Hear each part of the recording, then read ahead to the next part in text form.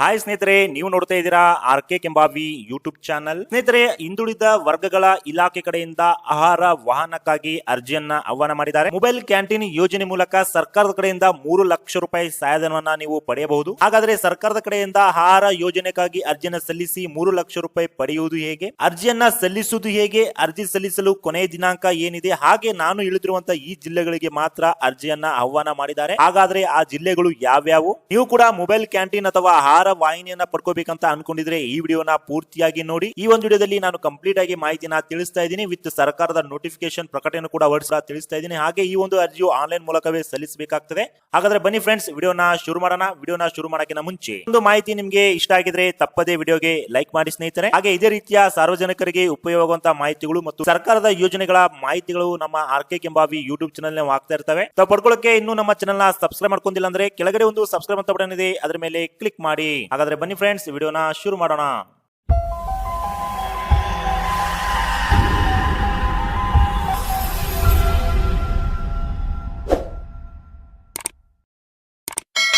ಹೌದು ಫ್ರೆಂಡ್ಸ್, ಇದು ನಿಜಾನೇ. ಹಿಂದುಳಿದ ವರ್ಗಗಳ ಅಭಿವೃದ್ಧಿ ನಿಗಮ ಕಡೆಯಿಂದ ಆಹಾರ ವಾಹನಕ್ಕಾಗಿ ಅರ್ಜಿಯನ್ನ ಆಹ್ವಾನ ಮಾಡಿದ್ದಾರೆ. ಈ ಒಂದು ಅರ್ಜಿ ಸಲ್ಲಿಸಿ ತಾವು ಸರ್ಕಾರದ ಕಡೆಯಿಂದ 3 ಲಕ್ಷ ರೂಪಾಯಿ ಸಹಾಯಧನವನ್ನ ಪಡೆಯಬಹುದು. ಈಗ ನಾನು ನಿಮಗೆ ಸರ್ಕಾರದ ಒಂದು ಪ್ರಕಟಣೆ ಕೂಡ ಇದೆ, ಅದನ್ನ ನಾನು ನಿಮಗೆ ಇಲ್ಲಿ ತೋರಿಸ್ತಾ ಇದ್ದೀನಿ, ನೋಡ್ತಾ ಇರಬಹುದು. ಡಿ ದೇವರಾಜು ಅರಸು ಹಿಂದುಳಿದ ವರ್ಗಗಳ ಅಭಿವೃದ್ಧಿ ನಿಗಮ ನಿಯಮಿತ, ಇದು ಪ್ರಕಟಣೆ ಅಂತ ಹೇಳ್ಬಹುದು. ಪ್ರಕಟಣೆ ಬಂದಿದ್ದು 3ನೇ ತಾರೀಕು ಫೆಬ್ರವರಿ 2026. 2025 ಮತ್ತು 26ನೇ ಸಾಲಿನ ಡಿ ದೇವರಾಜು ಅರಸು ಹಿಂದುಳಿದ ವರ್ಗಗಳ ನಿಗಮ ಅಭಿವೃದ್ಧಿ ನಿಗಮ ಕಡೆಯಿಂದ ಆಹಾರ ವಾಹಿನಿ ಯೋಜನೆಗೆ ಅರ್ಜಿಯನ್ನು ಆಹ್ವಾನಿಸಲಾಗಿದೆ. ತಾವು ಸೇವಾ ಸಿಂಧು ಪೋರ್ಟಲ್ ಮೂಲಕ ಆನ್ಲೈನ್ ಅಲ್ಲಿ ಅರ್ಜಿಯನ್ನ ಸಲ್ಲಿಸಬಹುದು. ಆಹಾರ ವಾಹಿನಿ ಯೋಜನೆಯಲ್ಲಿ ಸ್ಥಳಾಂತರಿಸಬಹುದಾದಂತಹ ತಿಂಡಿ ಮಳಿಗೆಗಳ 4 ಚಕ್ರಗಳ ಇವಿ ಗೂಡ್ಸ್ ವಾಹನಗಳನ್ನು ಅಗತ್ಯ ತಕ್ಕಂತೆ ನವೀಕರಿಸಿ ಫಲಾನುಭವಿಗಳಿಗೆ ವಿತರಿಸುವ ಯೋಜನೆಯಾಗಿದೆ. ನಿಗಮದಿಂದ ವಾಹನ ಖರೀದಿಗೆ ರೂಪಾಯಿ 3 ಲಕ್ಷ ಸಹಾಯಧನವನ್ನು ಬಿಡುಗಡೆ ಮಾಡಲಾಗುವುದು. ಉಳಿಕೆ ಮೊತ್ತವನ್ನು ಬ್ಯಾಂಕ್ಗಳು ಅಥವಾ ಹಣಕಾಸು ಸಂಸ್ಥೆಗಳಿಂದ ನೀವು ಸಾಲ ಪಡೆಯಬಹುದಾಗಿರುತ್ತೆ. ಸೊ ಇಲ್ಲಿ ಕೆಲವೊಂದಿಷ್ಟು ಜಿಲ್ಲೆಗಳಿಗೆ ಮಾತ್ರ ಅರ್ಜಿಯನ್ನು ಆಹ್ವಾನ ಮಾಡಿದ್ದಾರೆ. ಇಲ್ಲಿ ನೋಡ್ತಿರಬಹುದು ಯಾವೆಲ್ಲ ಜಿಲ್ಲೆಗಳಿಗೆ ಅರ್ಜಿಯನ್ನು ಆಹ್ವಾನ ಮಾಡಿದ್ದಾರೆ ಅಂತ. ಸ್ನೇಹಿತರೆ, ಇಲ್ಲಿ ಯಾವ್ಯಾವ ಜಿಲ್ಲೆಗಳಂತ ನಾನು ನಿಮಗೆ ತೋರಿಸ್ತಾ ನೋಡ್ತಿರಬಹುದು. ಬೆಂಗಳೂರಿನ ಕೆಲ ವಿಧಾನ ಕ್ಷೇತ್ರಗಳಲ್ಲಿ ಅರ್ಜಿಯನ್ನು ಕರೆದಿದ್ದಾರೆ. ಅದರ ಜೊತೆಗೆ ಶಿವಮೊಗ್ಗ ನಗರ, ತುಮಕೂರು ನಗರ, ವಿಜಯನಗರ, ಚಾಮರಾಜಪೇಟೆ, ಚಾಮರಾಜನಗರ, ಸಿಂಹರಾಜನಗರ, ಮಂಗಳೂರು ನಗರ, ಬೆಳಗಾವಿ ಉತ್ತರ, ಧಾರವಾಡ, ಹುಬ್ಳಿ ಧಾರವಾಡ ಸೆಂಟ್ರಲ್, ಕಲಬುರಗಿ ಉತ್ತರ, ಬಳ್ಳಾರಿ ನಗರ, ಹೀಗೆ ಇಲ್ಲಿ ತೋರಿಸಿರುವಂತಹ ಮಾತ್ರ ಅರ್ಜಿಯನ್ನು ಆಹ್ವಾನ ಮಾಡಲಾಗಿದೆ. ಸೊ ಈ ಜಿಲ್ಲೆದವರು ಸೌಲಭ್ಯವನ್ನು ಪಡೆಯಬಹುದು. ಸೌಲಭ್ಯ ಪಡೆಯಲಿಕ್ಕೆ ಹಿಂದುಳಿದ ವರ್ಗಗಳ ಅಂದ್ರೆ ಪ್ರವರ್ಗ 1, 2A, 3A ಮತ್ತು 3B ವರ್ಗಕ್ಕೆ ಸೇರಿರಬೇಕಾಗುತ್ತೆ. ಇದು ಕಂಡೀಷನ್ ಇದೆ. ಹಾಗೆ ಕುಟುಂಬದ ವಾರ್ಷಿಕ ವರಮಾನ ಆದಾಯ 3 ಲಕ್ಷಕ್ಕಿಂತ ಒಳಗಿರಬೇಕಾಗುತ್ತೆ ಸ್ನೇಹಿತರೆ. ಇದು ಬಹಳ ಇಂಪಾರ್ಟೆಂಟ್.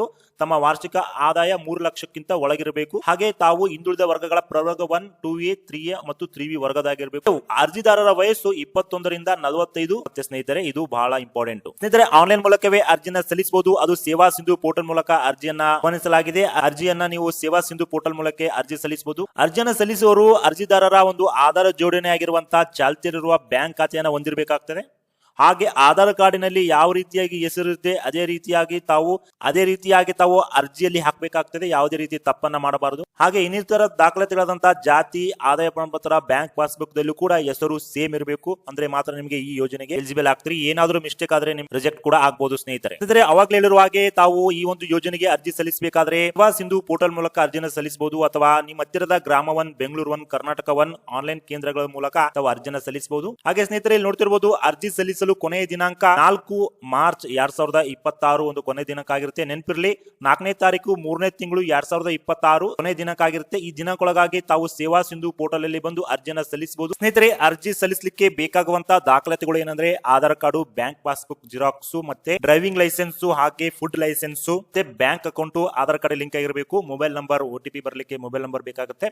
ಸೊ ಇವೆಲ್ಲ ದಾಖಲಾತಿಗಳನ್ನ ನೀವು ಪಡೆದುಕೊಂಡು ಸೇವಾ ಸಿಂಧು ಪೋರ್ಟಲ್ ಮೂಲಕ ಅರ್ಜಿಯನ್ನು ಸಲ್ಲಿಸಬಹುದು. ಯೋಜನೆ ಮೂಲಕ ಸರ್ಕಾರದ ಕಡೆಯಿಂದ 3 ಲಕ್ಷ ರೂಪಾಯಿ ಸಹಾಯಧನವನ್ನು ನೀವು ಪಡಿಬಹುದಾಗಿದೆ ಸ್ನೇಹಿತರೆ. ಈ ಒಂದು ಮಾಹಿತಿ ನಿಮಗೆ ಇಷ್ಟ ಆಗಿದೆ ಅಂತ ಅನ್ಕೊಂಡಿದ್ದೀನಿ. ತಾವು ಇನ್ನೂ ವಿಡಿಯೋಗೆ ಲೈಕ್ ಮಾಡಿಲ್ಲ ಅಂದ್ರೆ ತಪ್ಪದೇ ವಿಡಿಯೋ ನೋಡೋದಕ್ಕಾಗಿ ತುಂಬಾ ಧನ್ಯವಾದಗಳು.